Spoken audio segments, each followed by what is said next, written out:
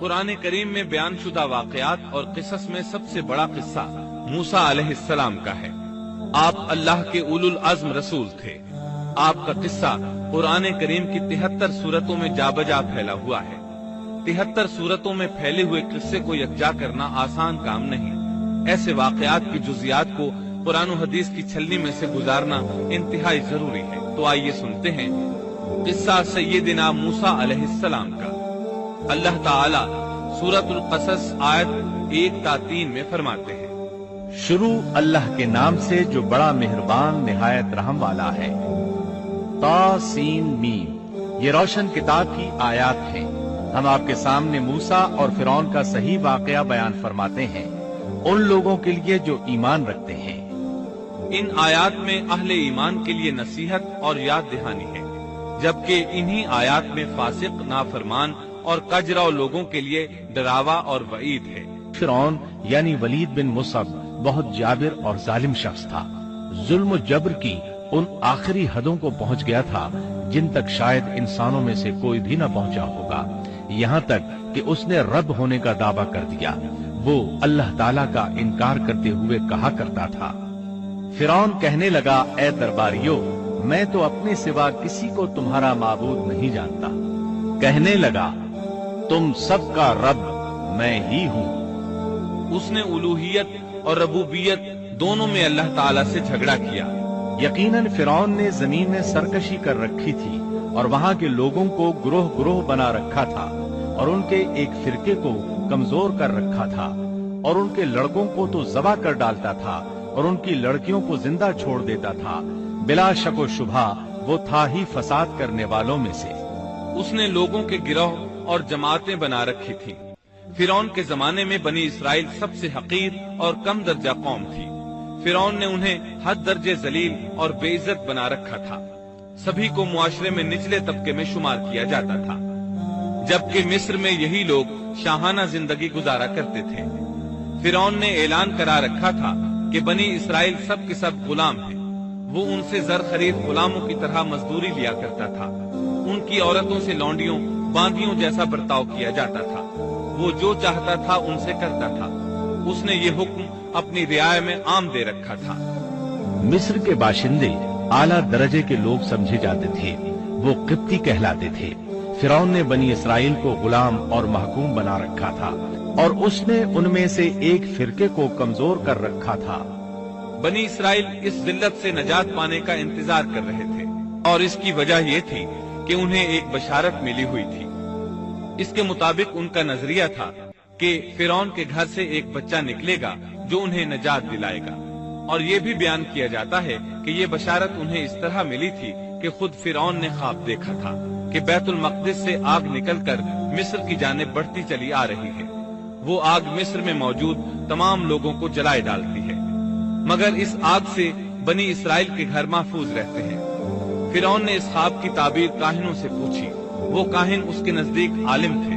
انہوں نے خواب کی تعبیر یہ بتائی کہ بنی اسرائیل میں ایک بچہ ایسا پیدا ہونے والا ہے جس کی وجہ سے مصریوں کی ہلاکت ہوگی۔ یہ تعبیر سن کر فرعون ڈر گیا۔ تب اس نے ایک خوفناک حکم جاری کیا، بنی اسرائیل میں جو بچہ پیدا ہو اسے قتل کر دیا جائے۔ اللہ کی قدرت دیکھیے کہ ہارون علیہ السلام اس سے پہلے پیدا ہو چکے تھے اور موسیٰ علیہ السلام کی والدہ امید سے تھی۔ فرعون نے اپنا حکم یوں جاری کیا تھا کہ اگر ان کے ہاں بیٹے پیدا ہوں تو انہیں قتل کر دو، بیٹیاں پیدا ہوں تو انہیں زندہ چھوڑ دیا جائے۔ چنانچہ ایسا ہی کیا جانے لگا۔ ہر نو مولود بچے کو قتل کیا جانے لگا، بچیوں کو چھوڑ دیا جاتا۔ یہ تھا بچوں کو ذبح کرنے کا حکم جو بنی اسرائیل میں شروع ہوا۔ اس کا طریقہ انہوں نے یہ اختیار کیا کہ ہر حاملہ خاتون کی نگرانی شروع کر دی۔ دایا عورتوں کے ذمے یہ ڈیوٹی لگائی کہ حاملہ مستورات کی اطلاع دے گی، اور جو دایا اطلاع نہ دیتی اسے بھی قتل کر دیا جاتا۔ اس طرح فرعون اور اس کے وزیروں کو ہر نو مولود سے باخبر رکھا جاتا تھا۔ ان دنوں سیدنا موسیٰ علیہ السلام کی والدہ اپنے حمل کے ابتدائی دنوں میں تھی۔ انہوں نے اس بات کو چھپائے رکھا اور دایا کا کام کرنے والی عورتوں سے بھی خود کو چھپائے رکھا، یہاں تک کہ درد ذہ کا وقت آ پہنچا اور انہوں نے بچے کو جنم دیا۔ इस बारे में सिवाय करीबी लोगों के कोई नहीं जानता था। बच्चे की पैदाइश के बाद वो फिक्रमंद रहने लगी। हमल के दिनों में तो उन्होंने खुद को छुपा लिया था, अब बच्चे को कैसे छुपाएं? फिर भी अपनी पूरी कोशिश करती रही, यहाँ तक कि उनके पास अल्लाह का हुक्म आ गया। ये हुक्म अल्लाह ने उनके दिल में डाला था, यानी इल्का किया गया था। ये वो वही नहीं थी जो पैगंबरों पर आती है।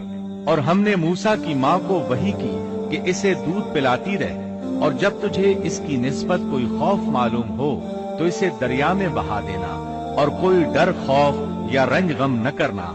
हम यकीनन इसे तेरी तरफ लौटाने वाले हैं और इसे अपने पैगंबरों में बनाने वाले हैं। मतलब ये था कि जब तफ्तीश और तहकीक शुरू हो या खतरात बढ़ जाएं, तो इसे दरिया में डाल दें। इस आयत मुबारका में बैक वक्त दो खबरें, दो अहकाम, दो हुक्म इम्तिनाई और दो बशारतें हैं। यानी हमने मूसा की माँ को वही की कि इसे दूध पिलाती रहे, ये दो खबरें हैं।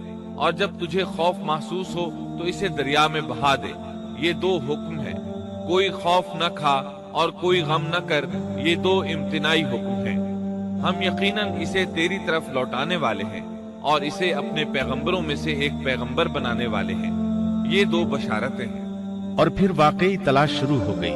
बनी इसराइल पर सख्ती की गई। मूसा अलैहिस्सलाम की माँ ने अल्लाह के हुक्म के मुताबिक बच्चे को संदूक में रखा और दरिया में छोड़ दिया। साथ ही मूसा अलैहिस्सलाम की बहन से कहा, तू भी इसके पीछे पीछे चलती जा। चुनाचे वो दरियाए नील की मौजों में चले और उनकी बहन किनारे किनारे चली, अपने भाई की निगरानी करती जा रही है कि दरिया में डालने के बाद क्या बनता है। अल्लाह ताला सूरतुल कसस आयत 11 में फरमाते हैं, मूसा की वालिदा ने उनकी बहन से कहा, तू इसके पीछे पीछे जा। तो वो उसे दूर ही दूर से देखती रही और फिरौनियों को इसका इल्म भी न हुआ। संदूक बहता हुआ फिरौन के महल्लात के करीब आन ठहरा। महल्लात दरियाए नील के किनारे थे। अल्लाह ताला सूरतुल कसस में फरमाते हैं, आखिर फिरौन के आदमियों ने संदूक उठा लिया। आखिरकार यही बच्चा उनका दुश्मन हुआ और उनके रंज का बायस बना। अब वो इसकी भलाई चाह रहे हैं, लेकिन वही फिरौनियों के लिए वबाल जान बनने वाला था। अल्लाह सूरतुल कसस आयत 8 में फरमाते हैं, कुछ शक नहीं कि फिरौन और हामान और उनके लश्कर थे ही खताकार। फिरौन की बीवी ने फौरन पहचान लिया कि ये बच्चा बनी इसराइल में से है। चुनाचे उसने कहा, और फिरौन की बीवी ने कहा, ये तो मेरी और तेरी आंखों की ठंडक है, इसे कत्ल न करो। बहुत मुमकिन है ये हमें कोई फायदा पहुंचाए या हम इसे अपना बेटा ही बना लें। और ये लोग शऊर ही नहीं रखते थे। मतलब ये कि इस पूरे मामले में अल्लाह ताला की तदबीर से उन्हें आगाही नहीं थी। इस पर फिरौन ने कहा, ये सिर्फ तेरी आंखों की ठंडक है, मेरी नहीं। मैं नहीं चाहता बनी इसराइल का कोई बच्चा मेरी निगरानी में पले, लिहाजा ये सिर्फ तेरी ही आंखों की ठंडक है। इब्ने अब्बास रजी अल्लाह अन्हुमा फरमाते हैं, अगर फिरौन ये बात कह देता कि ये मेरी भी आंखों की ठंडक है तो अल्लाह ताला उसे हिदायत दे देता, लेकिन उसने यूं कहा, ये सिर्फ तेरी आंखों की ठंडक है, मेरी नहीं। और फिर हुआ भी यही। मूसा अलैहिस्सलाम आसिया की आंखों की ठंडक बन गए, फिरौन की आंखों की ठंडक न बने। अल्लाह ताला सूरतुल कसस आयत 10 में फरमाते हैं, और मूसा की वालिदा का दिल बेकरार हो गया, यानी उसका दिल मूसा अलैहिस्सलाम की याद के अलावा दुनिया की हर चीज से खाली हो गया। माँ की मोहब्बत और माँ के दिल का हाल जरा देखिए। मुसीबत में उस पर क्या गुजरती है। वो मेहरबानी जो माँ के दिल में होती है, वो मोहब्बत जो सिर्फ उसी दिल का खासा है। हम मर्दों की जमात इस कैफियत को नहीं जानती जो मुसीबत के वक्त माँ के दिल पर गुजरती है।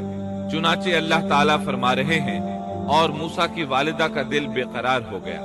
यानी मूसा अलैहिस्सलाम की मोहब्बत के सिवा उस दिल में और कुछ न रहा।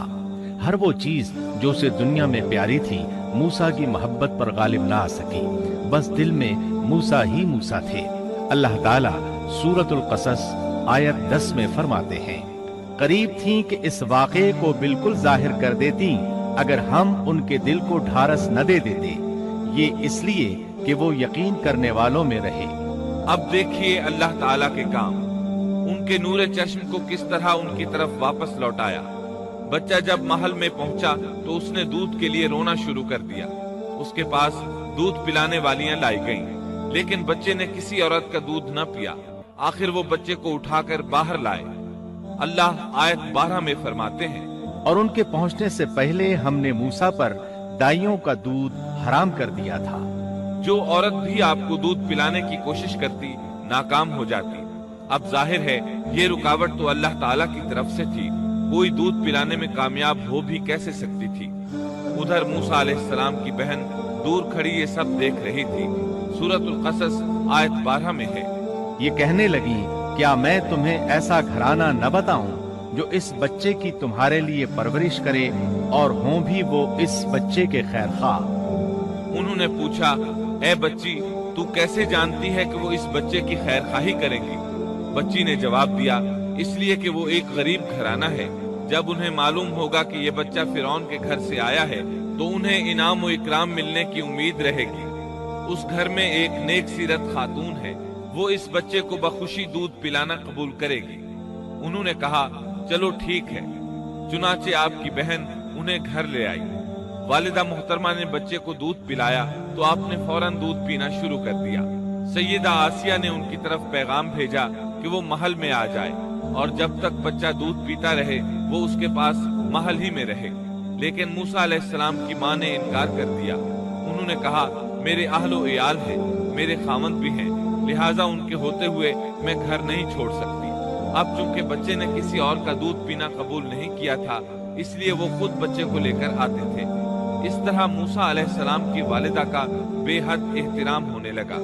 فرعون کے ہر کارے تحفے تحائف ان کے گھر لانے لگے۔ اللہ تعالیٰ آیت 13 میں فرماتے ہیں، بس ہم نے اسے اس کی ماں کی طرف واپس پہنچایا تاکہ اس کی آنکھیں ٹھنڈی رہیں اور آزردہ خاطر نہ ہو، اور جان لے کہ اللہ کا وعدہ سچا ہے، لیکن اکثر لوگ نہیں جانتے۔ اس طرح موسیٰ علیہ السلام شاہی محل میں پلنے بڑھنے لگے، یہاں تک کہ 18 سال کے خوبرو نوجوان ہو گئے۔ اللہ تعالیٰ آیت 14 میں فرماتے ہیں، اور جب موسیٰ اپنی جوانی کو پہنچ گئے اور پورے توانا ہو گئے تو ہم نے انہیں علم و حکمت عطا فرمایا۔ نیکی کرنے والوں کو ہم اسی طرح بدلہ دیا کرتے ہیں۔